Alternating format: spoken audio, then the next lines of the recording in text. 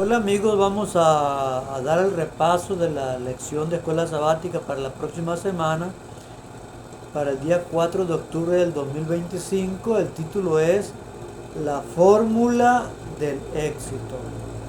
El versículo de memoria se encuentra en Josué 1:7 y expresa de la siguiente manera: solamente esfuérzate y sé valiente para hacer conforme a toda la ley que mi siervo Moisés te mandó. No te apartes de ella ni a la derecha ni a la izquierda, para que seas prosperado en todo lo que emprendas. Bien, la lección comienza con una historia de un maestro que da clases de música y que les dice a sus alumnos, para estimularlos, que les habría de dar una nota elevada, pero les pregunta, les pide que hagan una carta en la cual expresen las razones por las cuales ellos merecen esa nota elevada.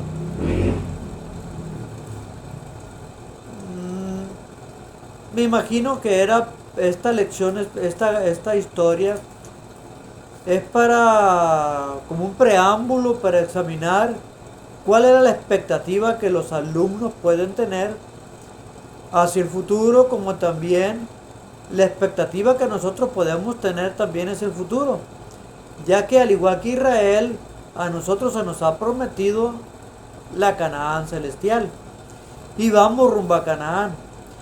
Si a mí me preguntaran, si a mí me dijera Dios, mira, yo te voy a dar la vida eterna, tú vas a tener vida eterna, pero dime las razones por las cuales tú crees que mereces la vida eterna. Sería una pregunta no tanto difícil de responder. Le voy a decir por qué. Muchos podrían decir, no, pues yo tengo tantos años sirviendo de anciano de iglesia, tengo tantos años sirviendo de pastor, tengo tantos años sirviendo en ministerio personal, tengo tantos años sirviendo en cada uno de los departamentos de la iglesia, escuela sabática, en fin. He trabajado con corazón sincero y creo yo que merezco como recompensa la vida eterna. Y yo podría poner muchos justificantes, pero en realidad no debiera de ser una pregunta muy compleja de responder, porque como seres humanos realmente no merecemos nada. O sea, yo en lo personal no merezco la vida eterna. Haciendo examen de mi vida, que ha sido imperfecta, con los pecados que he cometido, con los errores que he cometido, con mis faltas, con esta vida que no se puede comparar con la de mi precioso Salvador, que nunca cometió un pecado. Yo me siento miserable, me siento como trapo de inmundicia, como lo que soy, y le diría al Señor, ¿sabe qué, Señor? Si tú me quieres dar la vida eterna, sería un privilegio que me darías, pero que yo realmente no lo merezco. Yo no tengo méritos para que me des la vida eterna. El pueblo de Israel, podemos decir que tampoco tenía méritos para tener la vida eterna, pero Dios, bueno, no tenía méritos para entrar a la Canaán terrenal, porque eran rebeldes, pero Dios prometió dárselas. Y las promesas que le dio a Abraham, Dios las habría de cumplir, porque Él es fiel en cumplir sus promesas. Ya el pueblo de Israel había recorrido durante 40 años el desierto por causa de la rebelión que hubo en fronteras de Canaán, cuando casi entraban a Canaán, y Dios les mandó, y Dios le pidió a Moisés que enviara a 12 espías, y 10 espías de los 12 trajeron un informe muy negativo, desanimaron a todo Israel, De tal forma que al final todo Israel se opuso a Moisés y lo querían hasta apedrear, lo querían hasta matar. Pero solamente Josué y Caleb eran optimistas, tenían mucha fe y vieron la tierra de Canaán como un regalo que Dios les estaba dando, y que si Dios les había dicho que se los iba a regalar, ellos deberían de tomarlo como una promesa que Dios cumpliría, y no tenían por qué preocuparse porque eran gigantes, porque estaban bien armados, porque eran naciones poderosas. Es que si Dios, el Rey del universo, les había dicho que les iba a dar la tierra, pues lógicamente el pensamiento de Josué y Caleb era que Dios se la iba a regalar y que ellos no tendrían ninguna dificultad para obtener aquella tierra. Era la expectativa que deberían de tener, pero la expectativa fue diferente. Dios, por lo tanto, permitió que vagaran durante 40 años en el desierto y murieron todos aquellos que se opusieron al pensamiento que Dios tenía para ellos, a los planes que Dios tenía para ellos, que no confiaron en la promesa que Dios les había hecho, y dejaron solamente a aquellos que en aquel tiempo eran niñitos. Un remanente que no era tan rebelde como aquel pueblo que salió de Egipto, que desconfió del poder divino. Pues bien, un pueblo que en verdad quería entrar a Canaán, a la tierra que Dios los prometió. Bien, así es que esa es la introducción a la lección de escuela sabática. Vamos a ver la lección del domingo. Un nuevo Moisés. Vamos a leer Deuteronomios 18, 15 al 22. Deuteronomio 18, 15 al 22.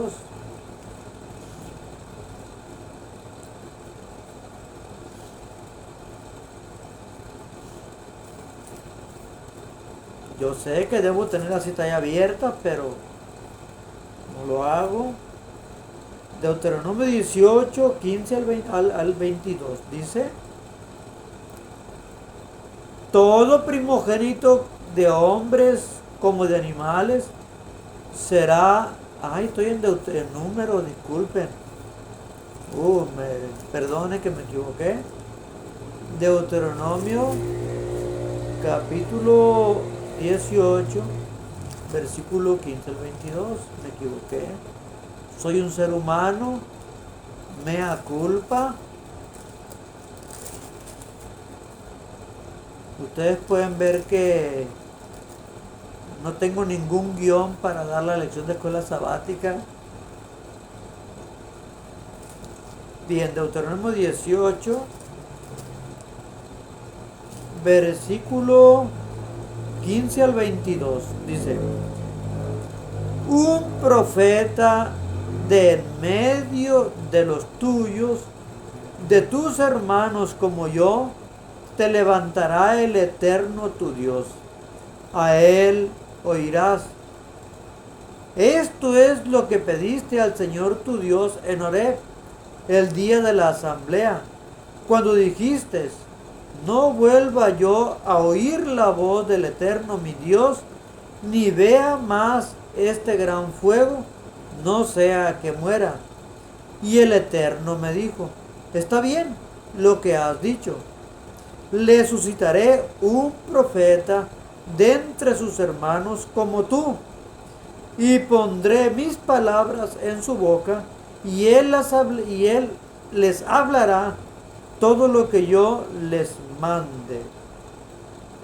Bien, y sigue diciendo: y al que no escuche mis palabras, que este profeta hable en mi nombre, yo le pediré cuenta.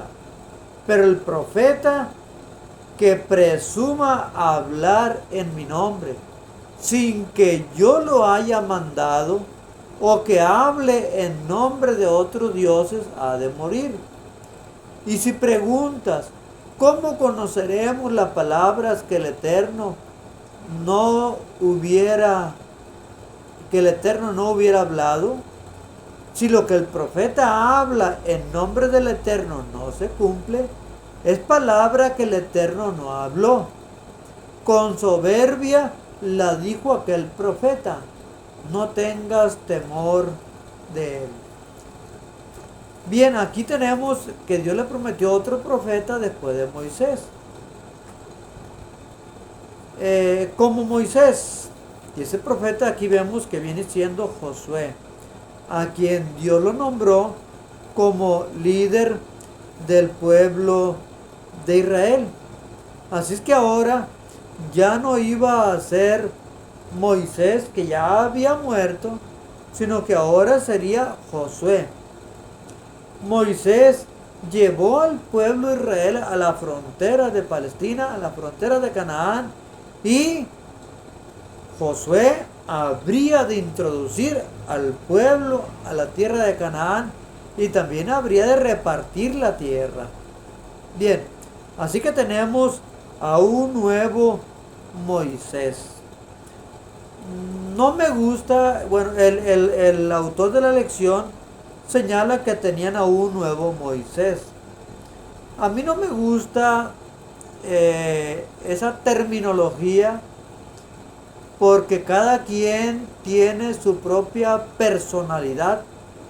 Moisés tenía su propio carácter, Moisés tenía su forma de ser, Moisés tenía un cometido, Josué tenía una manera de ser diferente, un carácter diferente, con un cometido diferente también. Aunque la semejanza entre ambos es que ambos habrían de conducir a Israel rumbo a lo que Dios les estaba prometiendo. Eso es una realidad. Pero Josué no es Moisés. Josué es diferente que Moisés. En lugar de decir que era un nuevo Moisés, digamos que era un nuevo líder. Porque decir que era un nuevo Moisés es como decir también que Josué tenía que ser exactamente como Moisés. A mí me tocó ser líder del club de guías mayores en mi iglesia. Y yo tenía mi propia regla, mis propias normas, mi propia forma de enseñar y capacitar a los guías mayores. Pero a algunos no les gustaba cómo yo lo hacía y me decían a mí: oye, pero ¿por qué no haces esto? ¿Por qué no haces lo otro? ¿O por qué tú diriges de esta manera? El director anterior no dirigía de esa manera. Yo le respondí en una ocasión a una hermana que me dijo así: no me importa cómo haya dirigido el director del club de guías anterior, él tenía sus propias reglas, él tenía su propia forma de dirigir. Yo tengo mis reglas, yo tengo mi propia forma de dirigir y yo no voy a ser igual que él. Yo tengo mis diferencias que deben de ser respetadas. Cada quien tiene su propio librito, cada quien tiene su propia forma de enseñar, de dirigir y de administrar también. Así es que manténgase a la distancia y punto. Así de sencillo. Bien, me imagino que pues en el caso de Moisés y Josué debiéramos de pensar de igual manera. Aunque claro, digno es de imitar la mansedumbre que tenía Moisés, la humildad que tenía Moisés. Moisés era un personaje más conciliador, más pacificador, más tranquilo. Él era un intercesor también. Es lo que miramos en la lección del trimestre pasado. Josué tenía un temperamento mucho más fuerte. Era valiente, era esforzado, era ferviente, tenía mucha fe. Moisés también la tenía. Óyeme, convivía con Dios personalmente. Pero la carta de Deuteronomios no se compara con el libro de Josué. No, no, no, no, no. El espíritu amoroso de Moisés no se compara con el espíritu de Josué. Moisés era totalmente amoroso. La carta de Deuteronomio es una carta bellísima. El libro de Deuteronomio es un libro bellísimo y Moisés lo escribió como una carta de amor, una carta de despedida al pueblo de Israel. Josué escribió el libro de Josué y en ese libro se manifiesta el ímpetu, la fortaleza, el vigor, la fe, el empuje que tenía Josué. Y también Caleb, que era su compañero de batalla, que era también el que también tenía el mismo espíritu optimista que tenía Josué. Vemos a Caleb cómo llega con Josué, le dice, mira Josué, ya tomamos la tierra por heredad y Dios dijo que toda la tierra que pisara nuestros pies iba a ser nuestra. Y yo pisé la tierra de Hermón, dámela a mí. Allá donde están los gigantes que todo el mundo les tuvo miedo, dámela a mí. Para que se cumpla la promesa que Dios dijo, que toda tierra que nosotros pisáramos iba a ser nuestra. Yo pisé aquella tierra, dámela a mí. Me corresponde, es mía, porque así lo prometió Dios. Entonces el temperamento de Josué y Caleb podemos ver que era un tanto diferente al de Moisés, aun sin embargo, aún siendo de temperamento diferente y de una sabiduría y conocimiento diferente, Dios supo usar a Moisés, Dios también supo usar a Josué también. No se compara la capacidad que tenía como legislador Moisés. Había sido preparado en Egipto. En cambio, Josué no, Josué tuvo un único maestro que era Moisés y vaya gran maestro que tuvo. Pero no se compara con la preparación militar, la preparación intelectual, el conocimiento de idiomas, en fin, toda la preparación que pudo haber tenido Moisés. Pero aquella preparación que tuvo Moisés le sirvió de mucho, claro que sí, pero gran parte de ella tuvo que desecharla para cambiarla por la preparación que Dios le dio allá en el monte Horeb, donde se encontró con Dios en la zarza ardiendo. 40 años estuvo huyendo él allá, escondido allá, y allá tuvo que desaprender lo que aprendió en Egipto para aprender lo que Dios le estaba dando. Josué no tuvo esa experiencia de Moisés. Aún sin embargo, a pesar de tener una experiencia diferente, una personalidad diferente, un conocimiento diferente, una capacidad diferente, Dios supo usar a Moisés, a Josué, porque Dios capacita a todos aquellos que llama a su servicio. Ahora, vamos a leer Éxodo 33:11. Éxodo 33:11. Dice de la siguiente manera, ahora sí la atiné. Y el Eterno hablaba con Moisés, a ver, ¿sí? Y el Eterno hablaba con Moisés cara a cara, como habla cualquiera con su compañero. Y Moisés volvió al campamento, pero su ayudante, el joven Josué, hijo de Nun, nunca se apartaba de la tienda. Aquí tenemos a Josué, que se habla de Josué como el ayudante de Moisés, que nunca se apartaba de la tienda donde estaba Moisés. Donde andaba Moisés, allá andaba Josué. Era su ayudante, era su siervo, era su discípulo también. Y de esto podemos aprender muchas lecciones, que incluso ya las he mencionado en discusiones anteriores de la lección de escuela sabática. Primero, Qué bueno fuera que nuestros líderes tomaran miembros de la iglesia y los enviaran a cada departamento de la iglesia para que los capacitaran, como Moisés capacitó a Josué, para que al final supiera desempeñar el papel que él mismo estaba asumiendo como líder. Después de muerto Moisés, Josué ocupó su lugar. Pero hoy, los líderes de hoy quieren permanecer mucho tiempo como líderes porque quieren dejar un legado a la iglesia. Y lo único que dejan es ruina, porque muchos que pudieran progresar en la iglesia, que pudieran crecer en la iglesia, no crecen porque hay líderes que tienen 15, 17, 20 años que nomás están de tapaderas allí y no permiten que otros crezcan.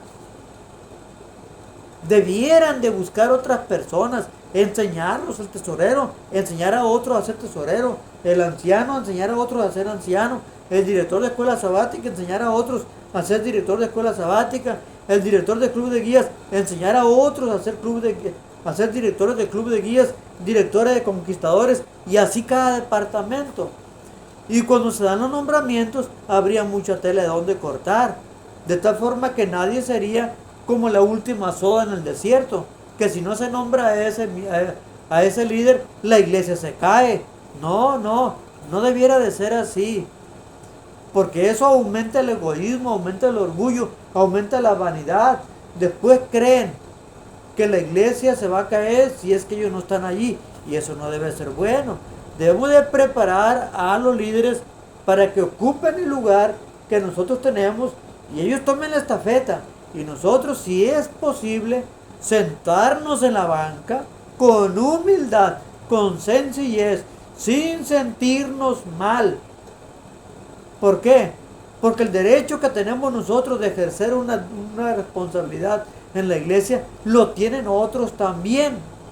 Y también por nuestro bien.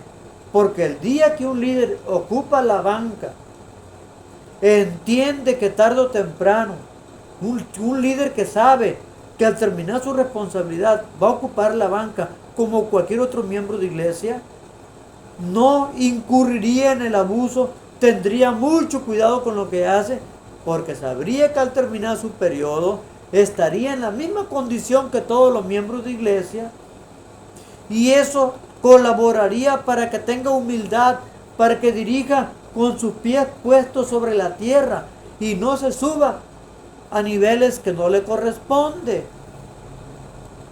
Así que eso debiera ser discipulado, pero la iglesia enfoca la palabra discipulado solamente a aquellas personas que no conocen el evangelio para enseñarlas y traerlas a Jesús. Y no, el discipulado también debe de aplicarse a la iglesia, de tal forma que un líder tenga como discípulos a otros que va a formar dentro de su ramo. Pero en la iglesia no se favorece el discipulado interno en la iglesia, porque a los líderes les gusta ocupar la responsabilidad eternamente o permanecer muchos años ahí.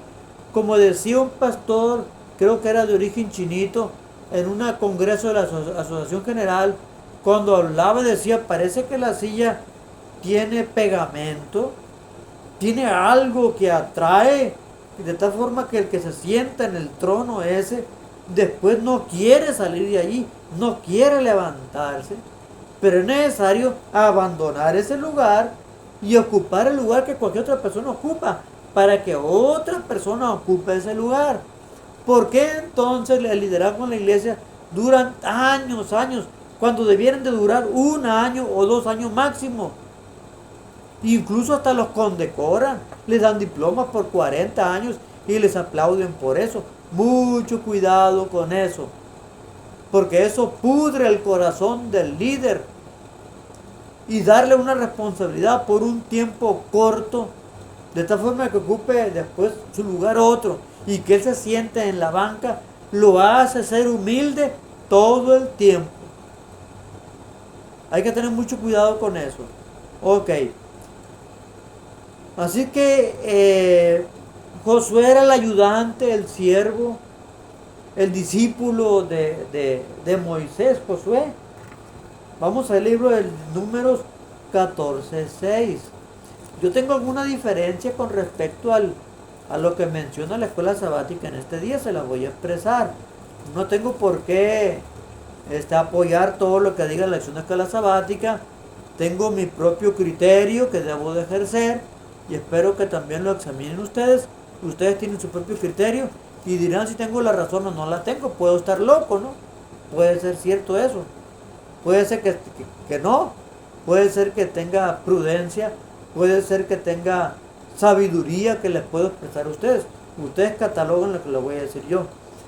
Números 14:6.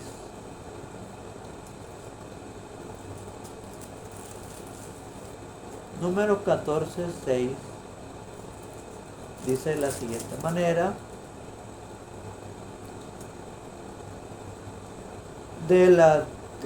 Números 14:6. Me equivoqué. Ahí va.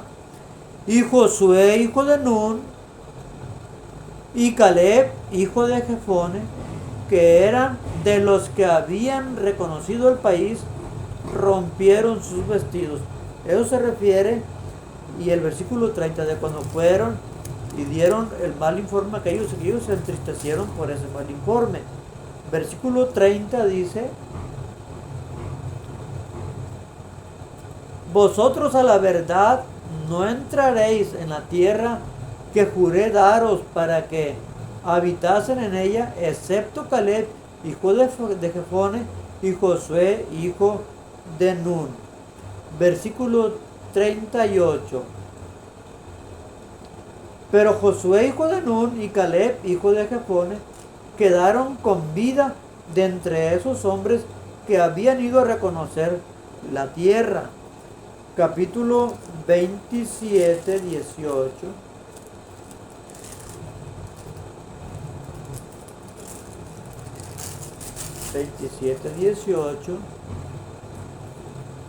Dice: el Eterno respondió a Moisés: toma a Josué, hijo de Nun, en quien está el Espíritu, y pon tu mano sobre él. Fíjense bien, Dios tomó a Josué para que pusieran su mano para que Moisés pusiera su mano sobre él, para que él fuera el nuevo líder. Pero dice aquí: ¿en quién está el Espíritu? No en cualquier persona está el Espíritu Santo. Y esto es algo muy importante, que ya les he repetido y se lo vuelvo a repetir y lo repetiré cuantas veces sea necesario.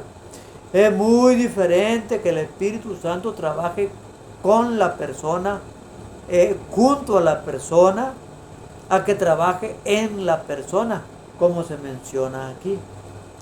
Cuando el Espíritu Santo trabaja con la persona, está empujándolo, recordándole que cometió un pecado, que tiene que pedir perdón, que tiene que tener cuidado con lo que está haciendo para que no haga cosas que no debe de hacer, que tenga cuidado cada vez que es tentado para que no caiga, que tiene que estudiar la Biblia para que esté en relación con Dios, que tiene que orar.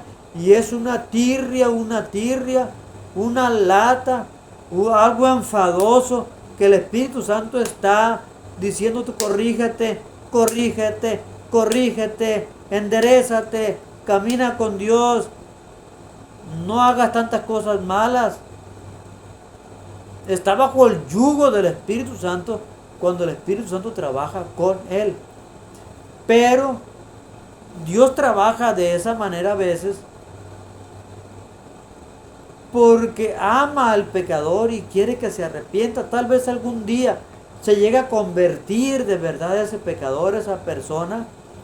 Entiende que está haciendo mal y entonces ahora pide perdón por todas sus faltas, purifica su vida delante de Dios para permitir ahora que el Espíritu Santo habite en él.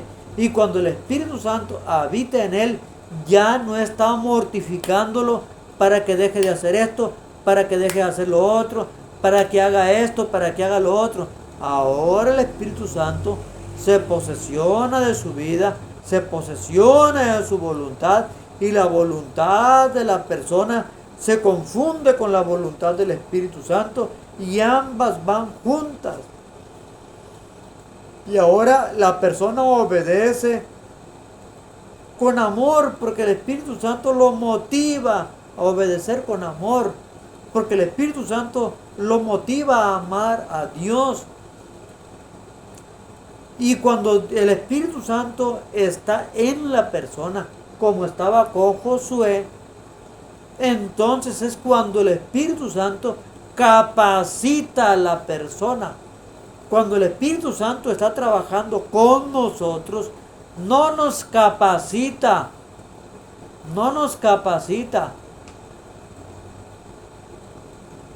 porque nos está arrastrando a hacer lo que Él dice. Él nos dice cómo debemos de hacerlo. ¿Saben por qué hay problemas en la junta directiva a veces? ¿Saben por qué? Porque en la junta directiva muchas de las veces no se ponen de acuerdo. Es porque el Espíritu Santo no está dentro de ellos. Está trabajando con ellos. ¿Por qué en las iglesias? ¿Por qué en la iglesia cada quien sigue sus intereses?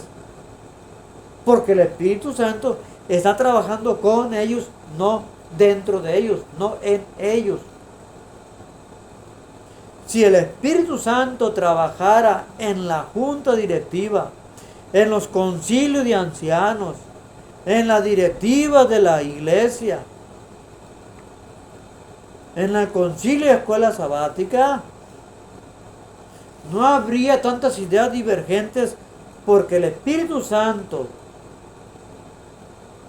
haría que la idea de cada quien sea la misma, porque el mismo Espíritu los dirigiría a todos, de tal forma que podrían ponerse de acuerdo perfectamente bien. No habría celos en la iglesia, no habría pleitos por responsabilidades, no habría desunión en la iglesia, porque el Espíritu Santo nos unificaría. Muchos quieren que los una la amistad en la iglesia nada más y hacen convivios, comilonga y todo eso, y creen que comiendo mucho juntos ya están muy unidos conforme el Espíritu Santo, aunque entre ellos mismos se estén viendo con envidia, aunque entre ellos mismos se envidien con odio, aunque se tenga que aguantar todo, que saludan a la fuerza al hermano, en fin. Eso no es unidad.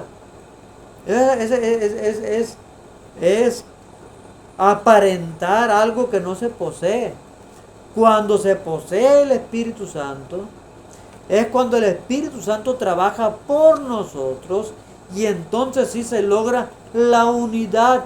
Es lo que unió a los discípulos en el Pentecostés. Es lo que nos debe de unir a nosotros hoy en la actualidad también. ¿Por qué no ha llegado la lluvia tardía? Porque el Espíritu Santo trabaja con nosotros, empujándonos a hacer lo que tenemos que hacer. Y a veces nos separamos más de Él, a veces nos oponemos al Espíritu Santo y cada quien quiere hacer lo que le da su regalada gana en la iglesia.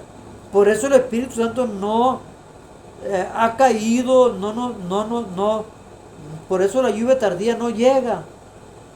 Porque está trabajando con nosotros, no permitimos que trabaje en nosotros y trabaje por nosotros y todo el poder del Espíritu Santo esté en nosotros también, como lo estuvo también en Josué.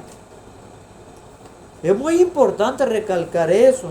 Ahora, la lección de escuela sabática menciona que a Josué, a Moisés se le menciona como 10 veces en unos cuantos versículos de Josué capítulo 1 y en todo el libro de Josué también, mientras que a Josué se le menciona pocas veces.